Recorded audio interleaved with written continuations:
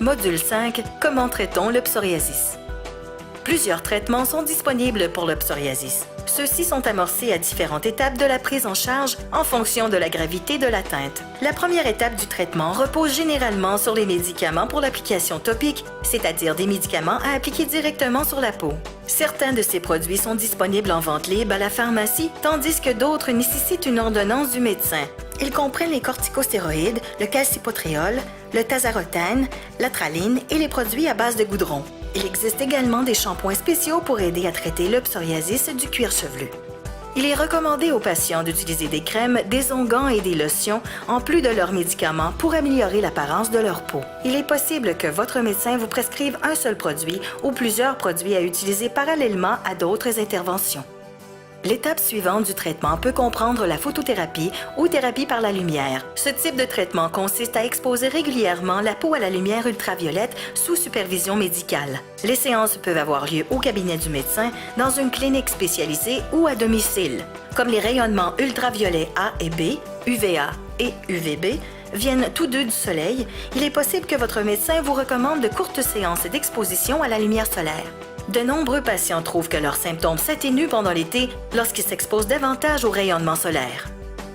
La dernière étape du traitement consiste à prendre des médicaments à action générale ou des médicaments biologiques. Ces médicaments sont habituellement réservés au traitement du psoriasisme modéré à grave. Les médicaments à action générale comprennent l'acitrétine, le cyclosporine et le méthotrexate. Les médicaments biologiques sont des agents plus récents, administrés par voie intraveineuse ou par injection. Ils comprennent l'anamivimab, l'éternercept, l'infliximab et l'ustekinumab.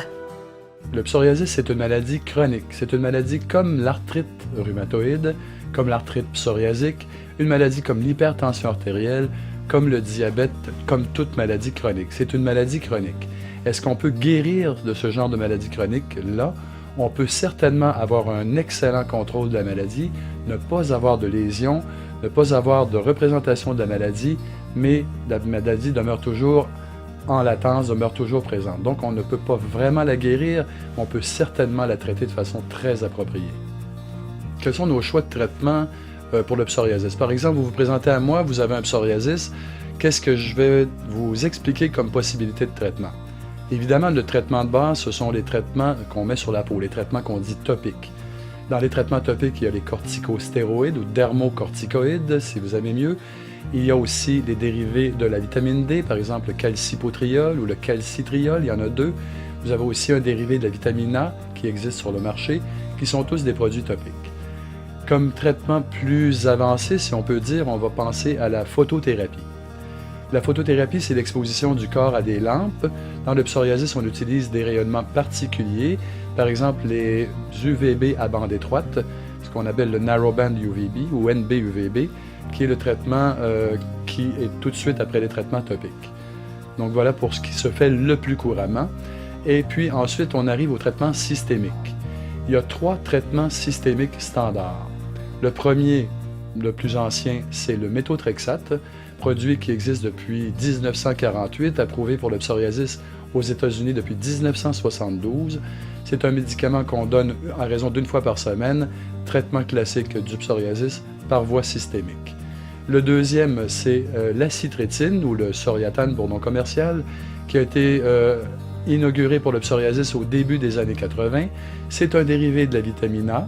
C'est un médicament qui se donne en comprimé chaque jour. C'est un médicament qui a peut-être un petit peu moins d'effets bénéfiques que les autres traitements, mais quand ça fonctionne, bon, c'est intéressant. Le dernier traitement systémique standard, conventionnel, c'est la cyclosporine ou le Néoral. Le Néoral, c'est un médicament qu'on va garder, comme moi j'appelle ma roue de secours, qu'on va garder en réserve parce qu'on ne peut traiter une personne à long terme avec cette médication-là.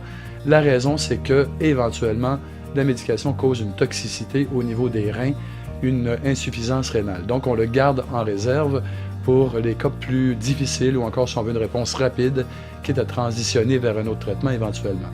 C'est un traitement donc qui peut faire l'hypertension artérielle, ce qu'on surveille, qui peut faire aussi donc des problèmes au niveau rénal, nous limitant la durée de prescription.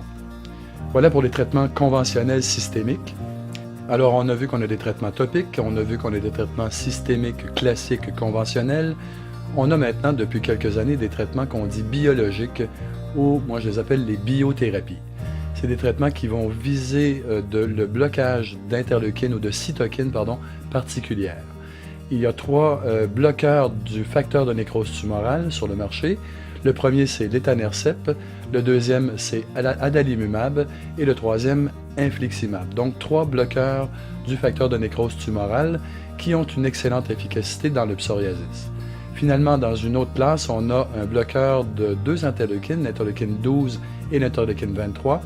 Le produit qui bloque ces interleukines-là s'appelle ustekinumab. Le psoriasis est associé évidemment à plusieurs comorbidités. Si on pense à la plus courante, la plus fréquente, c'est certainement l'arthrite psoriasique. Vous aurez environ 30% des patients vont éventuellement développer une arthrite. En général, le psoriasis arrive en premier et l'arthrite va débuter en second après un délai moyen d'une dizaine d'années. Donc, première comorbidité, l'arthrite. Ensuite, on a plusieurs autres comorbidités. Par exemple, on peut avoir des problèmes d'hypertension artérielle, d'obésité, de problèmes d'hyperlipidémie, des problèmes de contrôle du cholestérol, des triglycérides, donc des problèmes métaboliques en général qu'on appelle. On peut avoir aussi des problèmes d'ordre psychiatrique, si on veut, avec des états d'anxiété, des états de dépression. Voilà un regard furtif sur les comorbidités les plus courantes qu'on rencontre dans le psoriasis. Ça ne veut pas dire qu'on va avoir des comorbidités quand on fait du psoriasis, mais les chances sont que ces comorbidités-là surviennent à un moment ou un autre.